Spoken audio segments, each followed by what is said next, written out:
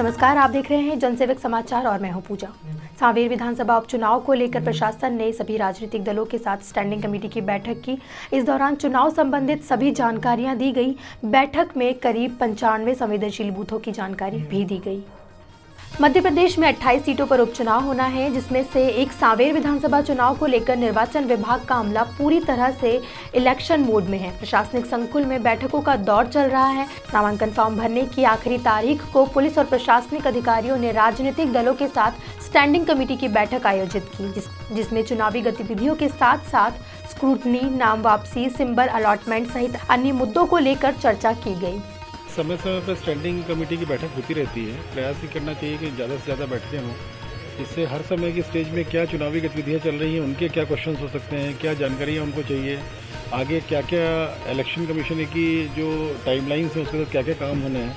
आज चूँकि नॉमिनेशन का लास्ट डे है आज, तो अब हम लोग किस प्रकार से लिस्ट ऑफ नॉमिनेटेड कैंडिडेट्स बनाएंगे, कल कैसे स्क्रूटनी होगी, स्क्रूटनी के बाद नाम वापस लेने की तारीख जो 19 तारीख है उस दिन कैसे सिंबल अलॉटमेंट वगैरह होंगे, वो सब हम लोगों ने पूरी गतिविधियाँ बनाई हैं। 20 तारीख की शाम को इनको वोटर लिस्ट दी जाएगी।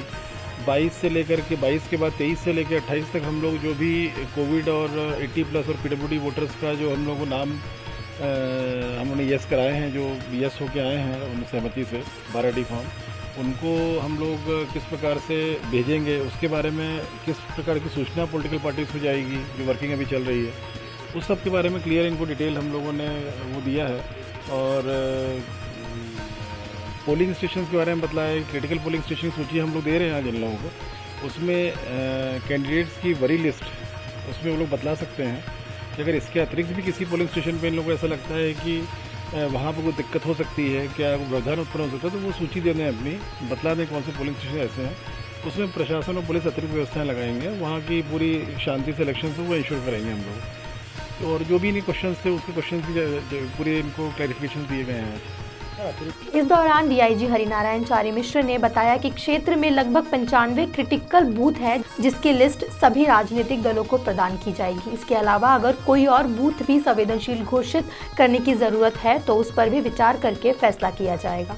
आज कलेक्ट्रेट में चुनाव संबंधी तैयारियों को लेकर के सभी राजनीतिक दलों के साथ एक स्टैंडिंग कमेटी की बैठक हुई और इस बैठक में मुख्य तौर पर चुनाव संबंधी जो प्रगति है, जो तैयारियां हैं, उसमें सभी राजनीतिक दलों के प्रतिनिधियों से उसमें जानकारी दी गई।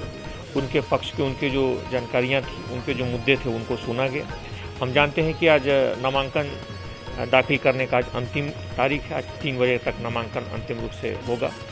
उसके मद्देनजर जानकारियाँ हैं और साथ ही साथ बताया गया कि लगभग 95 के आसपास यहाँ पे क्रिटिकल बूथ हैं और क्रिटिकल बूथ की लिस्ट आज सबको प्रदान की जाएगी। उन लिस्टों को देख करके, उन सूचियों को देख कर किसी को लगता है कि इसके अलावा भी कोई ऐसे मतदान केंद्र हो सकते हैं जिसको उन्हें संवेदनशील घोषित करने की ज़रूरत है या अतिरिक्त बल लगाने की ज़रूरत है, उसकी सूची वो दे सकते हैं। उस पर भी युक्त ढंग से, उस पर तार्किक ढंग से विचार किया जाएगा। अगर पाया जाता है तो उसमें अतिरिक्त बल लगाया जाएगा।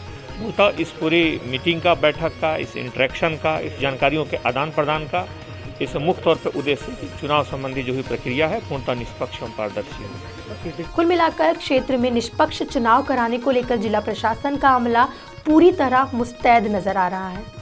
इस बुलेटिन में फिलहाल इतना ही। देश और दुनिया की बाकी खबरों के लिए देखते रहिए जनसेवक समाचार। धन्यवाद।